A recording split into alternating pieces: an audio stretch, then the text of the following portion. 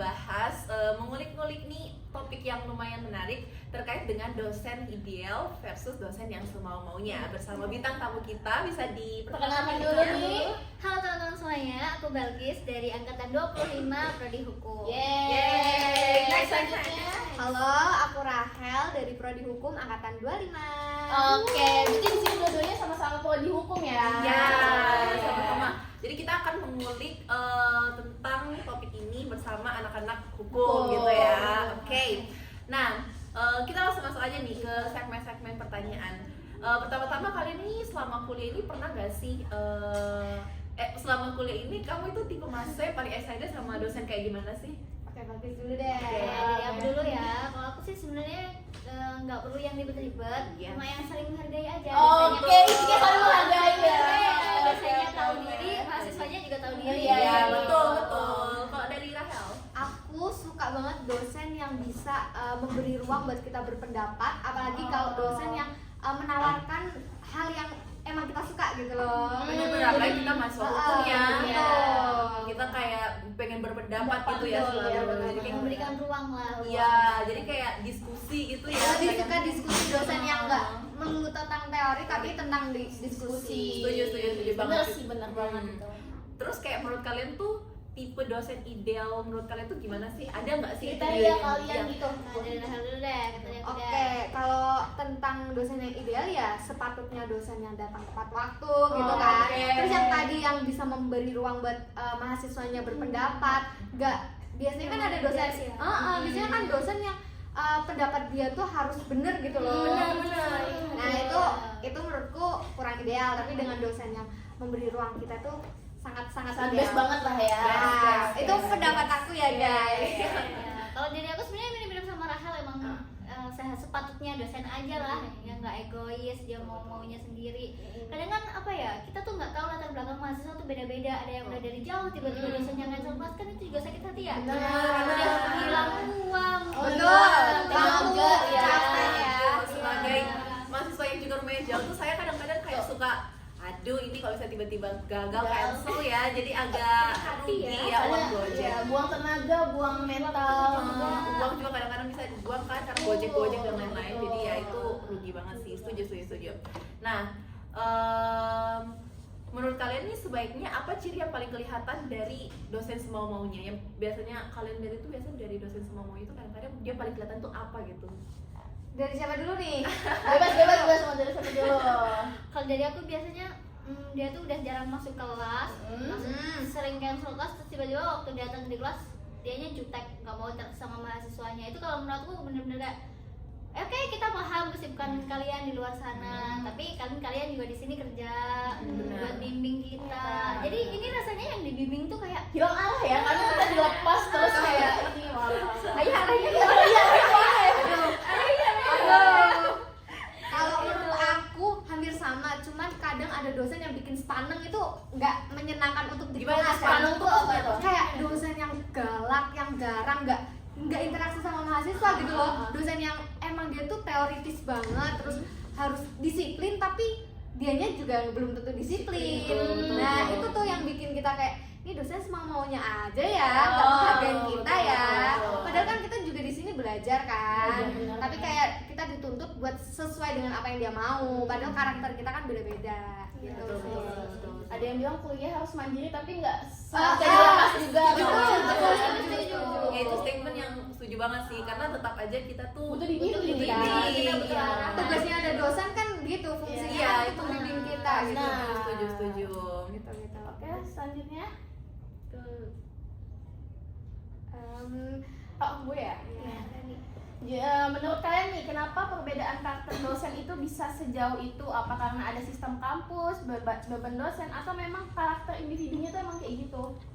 Kalau menurut aku sih bisa jadi menurut pandanganku ya, mungkin itu karakter orangnya deh. Oh, berarti dari diri sendirinya. Iya, mungkin dia kalau misalnya sistem kampus nggak mungkin kampus menciptakan peraturan yang bikin dosen semau maunya, pasti itu karena dirinya sendiri. Mungkin dia punya masalah di luar tapi dia dibawa-bawa ke kampus. Jadi kan impact ke kita kan nggak enak ya.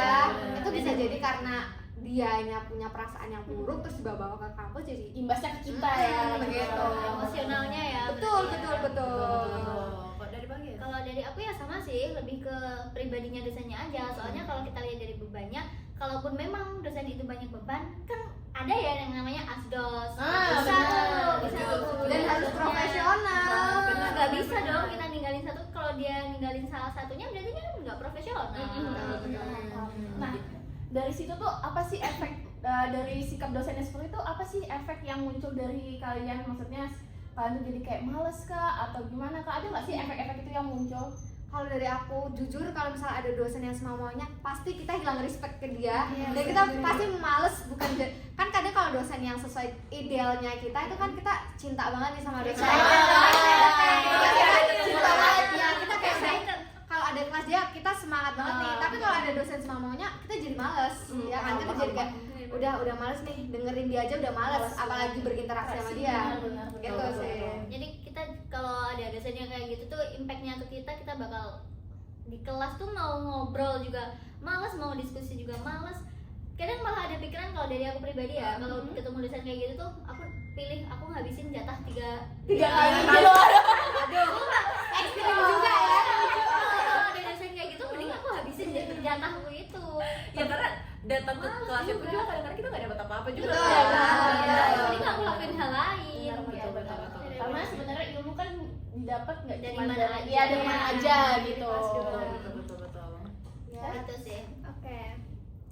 Selanjutnya kalau misalkan bisa ngasih pesan ke dosen nih, mahasiswa itu sebenarnya butuh dosen seperti apa sih buat yang bikin kalian tuh nyaman gitu?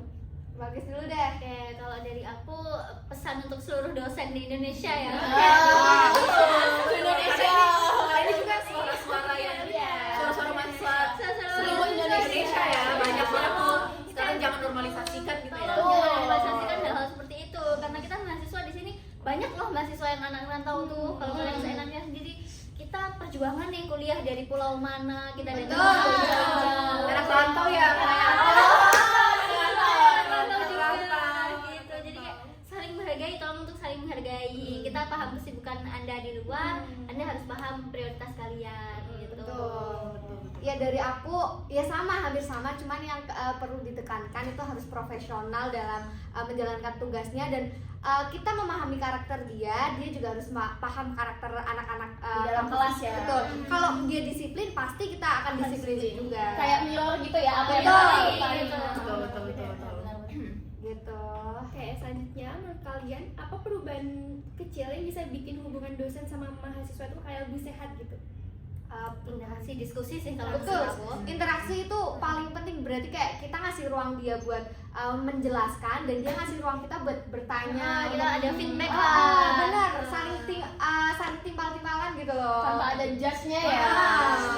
Jadi komunikasinya dua arah, bukan satu arah. Betul. Terus ada yang kadang-kadang yang tuh kayak buat kontrak pembelajaran gitu. Ya, Kayak, itu. perjanjian kalau saya telat. Ya, dosennya jadi telat masih gimana?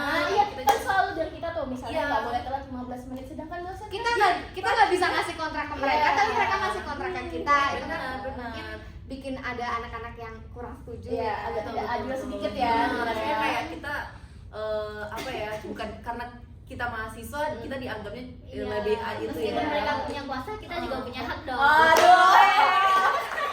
Kebetulan yang diwawancarai apa ya? agak panas ya. Soalnya yang di bawah anak-anak hukum. Iya, Gitu. keren banget. Yang terakhir nih, ada nggak pesan terakhir buat pendengar podcast kita ini? Iya, buat mahasiswa-mahasiswa yang bakalan dengerin podcast kita nih. Atau kayak untuk calon-calon mahasiswa. ada kasih maba. Iya, masih maba.